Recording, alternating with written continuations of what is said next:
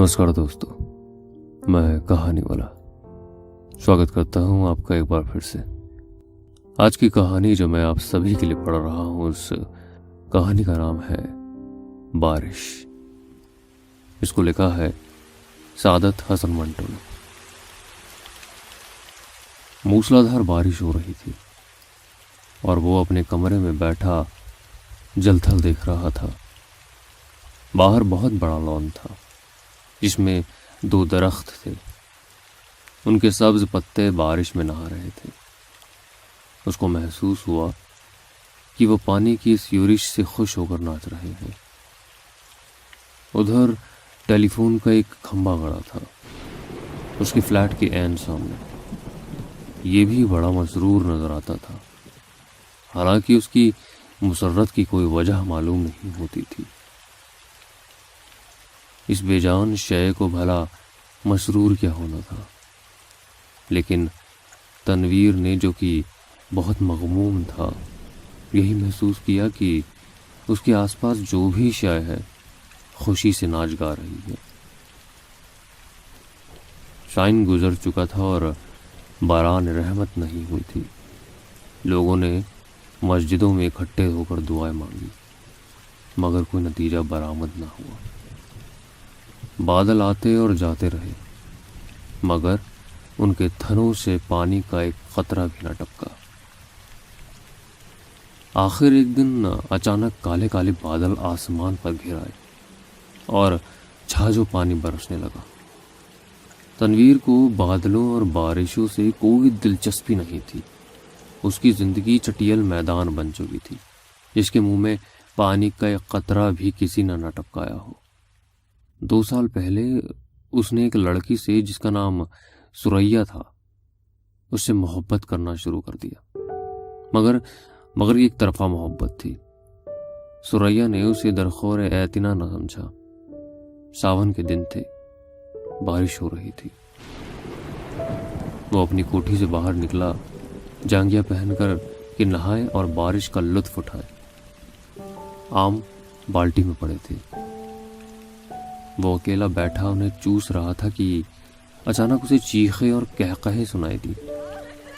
उसने देखा कि साथ वाली कोठी के लॉन में 2 लड़कियां बारिश में नहा रही हैं और खुशी से शोर मचा रही हैं। उसकी कोठी और साथ वाली कोठी के दरमियान सिर्फ एक झाड़ियों की दीवार हाइल थी। तनवीर उठा, आम का रस चूसते हुए वो बाड़ के पास गया और गौर से उन दोनों लड़कियों को देखा। दोनों महीन मलमल के कुर्ते पहने थी जो उनके बदन के साथ चिपके हुए थे। शलवार चूंकि लट्ठे की थी, इसलिए तनवीर को उनके बदन के निचले हिस्से के सही खदोखाल का पता न चल सका। उसने पहले किसी औरत को ऐसी नजरों से कभी नहीं देखा था जैसे कि उस रोज, जबकि बारिश हो रही थी। उसने उन दोनों लड़कियों को देखा। देर तक वो उनको देखता रहा, जो बारिश में भीग भीग कर खुशी के नारे बुलंद कर रही थी। तनवीर ने उनको पहले कभी नहीं देखा था, इसलिए कि वो तबान कुछ इस किस्म का लड़का था कि वो किसी लड़की को बुरी नज़रों से देखना गुनाह समझता था। मगर उसने उस रोज बड़ी ललचाई नज़रों से उनको देखा, बल्कि देखा ही नहीं, उनके गीले बदन में अंगारा बनकर बरमे की तरह छेद करता रहा। तनवीर की उम्र उस वक्त 20 बरस के करीब होगी। ना तजर्बाकार था। जिंदगी में उसने पहली मर्तबा जवान लड़कियों की शबाब को गीली मलमल में लिपटे देखा तो उसने यूं महसूस किया कि उसके खून में चिंगारियां दौड़ रही हैं। उसने लड़कियों में से एक को मुंतखब करना चाहा। देर तक वो गौर करता रहा कि एक लड़की बड़ी शरीर थी, दूसरी उससे कम। उसने सोचा, शरीर अच्छी रहेगी जो उसको शरारतों का सबक दे सके। ये शरीर लड़की खूबसूरत थी। इसके बदन के आज़ा भी बहुत मुनासिब थे। बारिश में नहाती जलपरी मालूम होती थी। थोड़ी देर के लिए तनवीर शायर बन गया।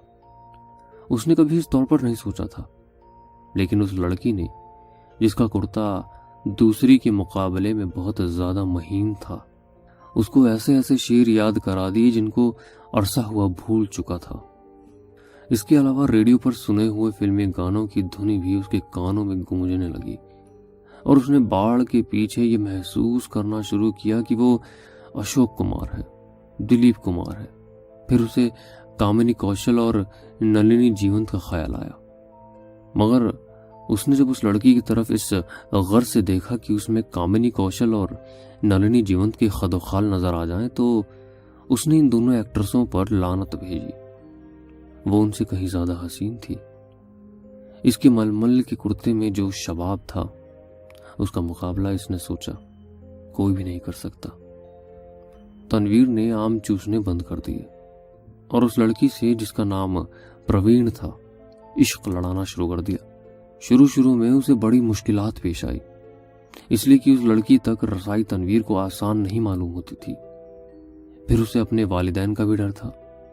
इसके अलावा उसे यह भी यकीन था कि वो उससे मुल्तफित होगी या नहीं। बहुत देर तक वो उन्हीं उलझनों में गिरफ्तार रहा।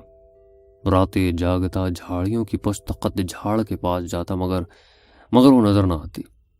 घंटों वहां खड़ा रहता और वो बारिश वाला मंजर जो उसने देखा था, आंखें बंद करके जहन में दोहराता रहता।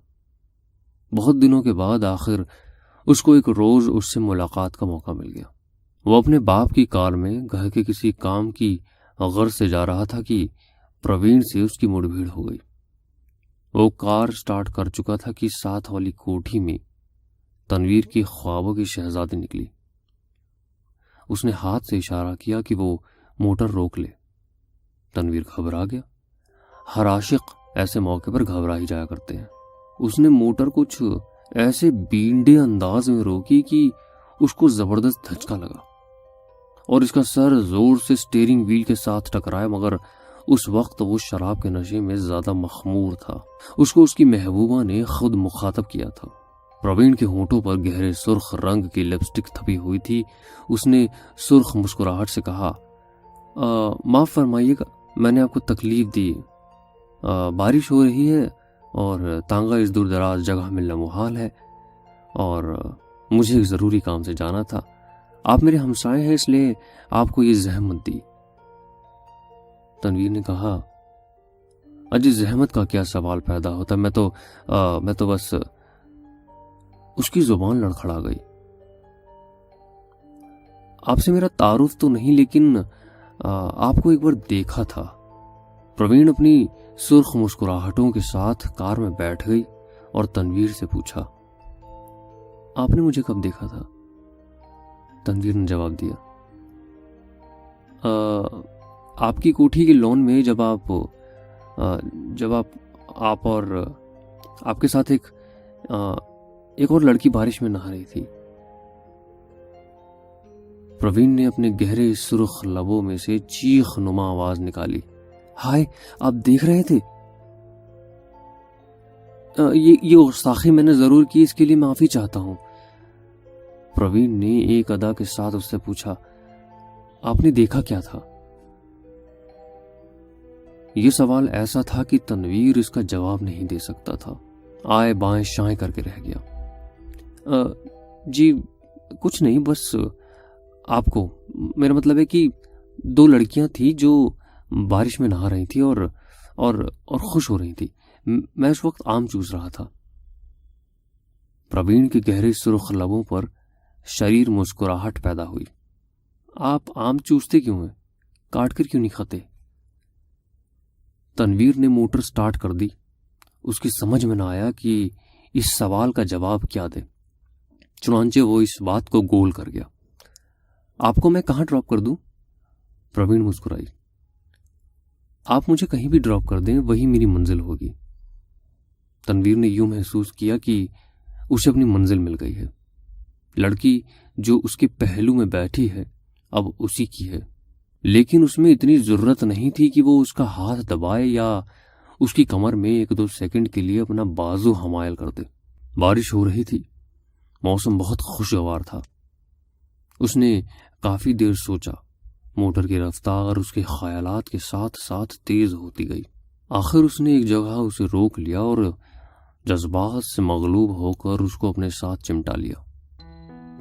उसके होठों से अपने होंठ पैवस्त कर दिए और उसको ऐसा महसूस हुआ कि वो कोई बहुत ही लजीज आम चूस रहा है। प्रवीण ने कोई मुजाहमत ना की, लेकिन फौरन तनवीर को यह एहसास बड़ी शिद्दत से हुआ कि उसने बड़ी नाशाइस्ता हरकत की है और गालिबन प्रवीण को उसकी हरकत पसंद नहीं आई। चुनांचे एकदम संजीदा होकर उसने कहा, आपको कहाँ जाना है? प्रवीण के चेहरे पर यूं खफगी के कोई आसार नहीं थे, लेकिन तनवीर यूं महसूस कर रहा था जैसे वो उसके खून की प्यासी है। प्रवीण ने उसे बता दिया कि उसे कहाँ जाना है। जब वो उस जगह पहुंचा तो उसे मालूम हुआ वो रंडियों का चकला है। जब उसने प्रवीण को मोटर से उतारा तो उसके होठों पर गहरे लाल रंग की मुस्कुराहट बिखर रही थी। उसने कूल्हे मटकाकर ठीठ कस्बियों के अंदाज में उससे कहा, शाम को मैं यहां होती हूं, आप कभी जरूर तशरीफ लाइए। तनवीर जब भौचक्का होकर अपनी मोटर की तरफ बढ़ा तो उसे ऐसा लगा कि वो भी एक कस्बी औरत है जिसे वो हर रोज चलाता है। उसकी लाल बत्ती लिपस्टिक है जो प्रवीण ने होठों पर थपी हुई थी। वो वापस अपनी कोठी चला आया। बारिश हो रही थी और तनवीर बेहद मगमूम था। उसको ऐसा महसूस हुआ कि उसकी आंखों के आंसू बारिश के कतरे बनकर टपक रहे हैं। ये थी आज की कहानी बारिश। आपको कैसी लगी मुझे बताएं कमेंट्स में। मैं अगले हफ्ते आपसे फिर से मुलाकात करूंगा एक नई कहानी के साथ। तब तक के लिए इजाजत।